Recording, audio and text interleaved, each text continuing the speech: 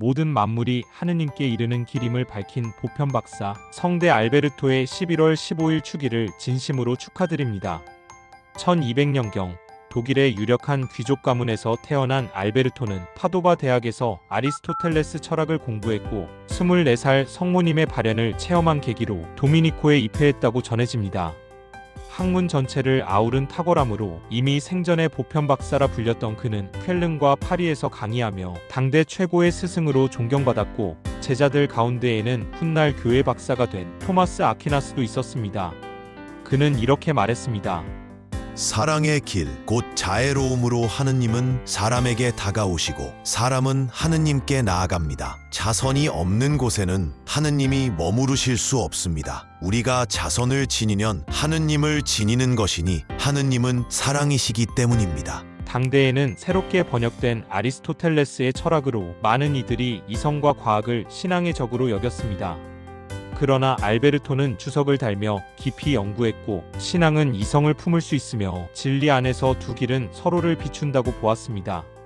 루카 복음주에는 성체에 대한 신학적 통찰을 남깁니다. 나를 기념하여 이를 행하라. 이 말씀에서 두 가지를 주목해야 합니다. 첫째로 성사를 집행하라는 명령이고 둘째로 우리를 위해 목숨 바치신 주님에 대한 기념입니다. 성체는 현세에서 죄사함을 얻고 은총의 충만에 이르는데 비할 바 없이 유익한 것입니다.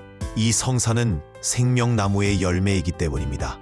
그것을 열성과 충실한 믿음으로 영하는 사람은 영원한 죽음을 맛보지 않을 것입니다. 자기 자신을 양식으로 주는 것은 사랑의 가장 위대한 표시입니다. 자연 세계를 실험하고 관찰하며 식물, 동물, 광물 연구에 기반을 놓았던 그에게 자연을 탐구하는 일은 하느님께서 창조하신 질서를 이해하는 길이었습니다.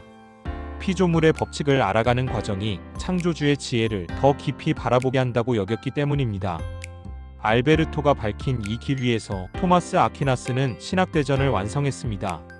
1260년 레겐스부르크의 주교로 임명되었지만 수도자의 단순한 삶을 붙들고자 말을 타지 않고 맨발로 교구를 돌며 겸손히 사목했습니다.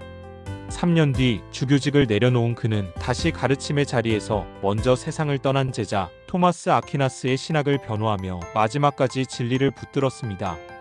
1280년 쾰른에서 선종한 뒤 1931년 시성되었고 교회학자로 선포되어 쾰른의 성 안드레아스 성당에서 자연과학자들의 수호성인으로 공경받고 있습니다. 성대 알베르토여, 과학과 이성에서 하느님을 발견할 수 있도록 저희를 위해 빌어주소서. 이 영상을 알베르토 여러분과 진리를 찾는 모든 분들과 나눠주세요. 오늘 하루 우리가 찾은 모든 지식이 하느님을 향한 찬미가 되기를 빕니다.